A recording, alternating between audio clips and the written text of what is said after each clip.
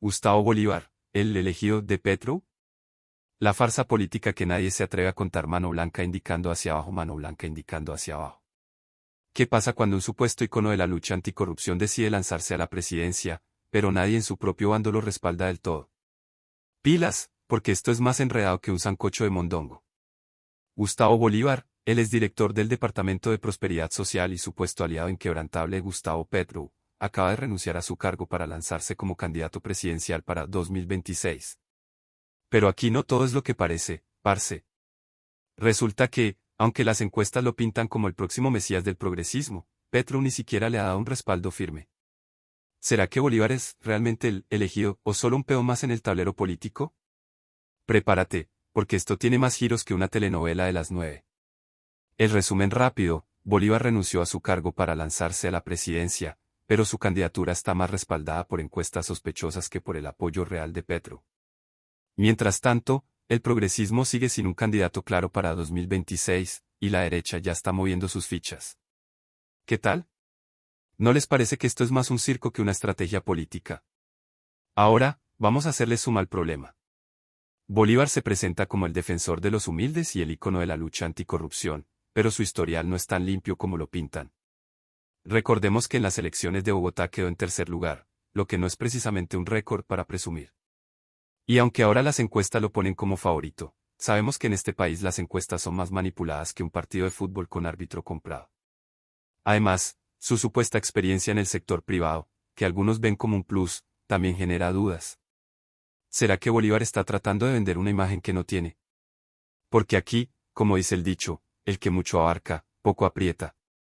Y aquí es donde yo me pregunto, ¿qué está pasando con el progresismo? Porque si algo queda claro es que no hay una estrategia definida. Petro, en lugar de respaldar a Bolívar o a cualquier otro candidato, parece estar más preocupado por mantener su imagen en redes sociales que por construir un proyecto político sólido. Mientras tanto, la derecha ya tiene sus cartas sobre la mesa y está lista para tomar el poder en 2026. ¿Será que el progresismo está tan desunido que va a dejar que todo lo que han defendido se vaya al traste? Y ahora, ¿qué pienso yo de todo esto? Pues, la verdad, me da una rabia que la política en Colombia siga siendo un chiste.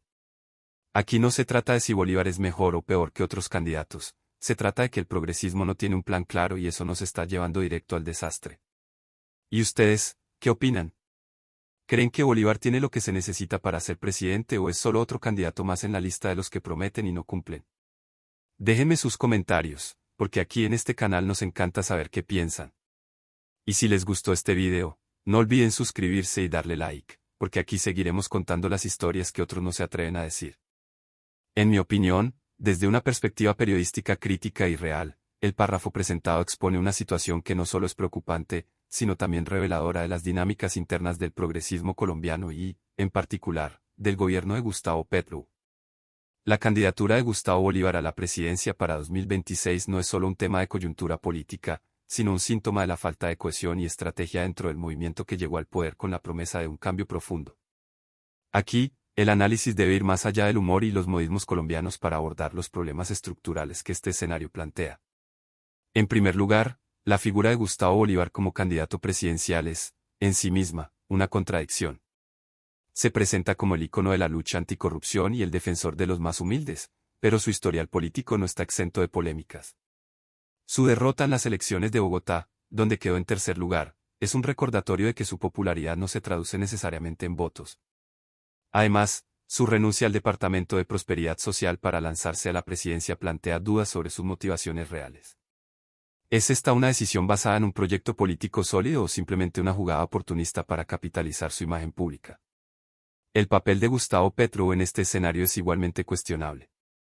Aunque Bolívar ha sido un aliado cercano, Petro no ha respaldado su candidatura de manera explícita.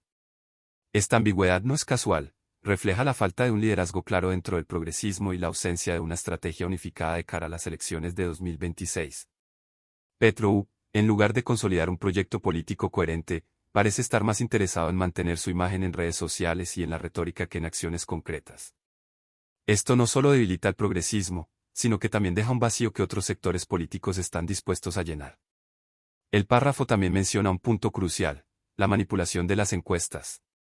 En Colombia, las encuestas han sido históricamente utilizadas como herramientas de influencia política, y el caso de Bolívar no es la excepción. Aunque las encuestas lo pintan como un candidato viable, es importante cuestionar la metodología y los intereses detrás de estos sondeos.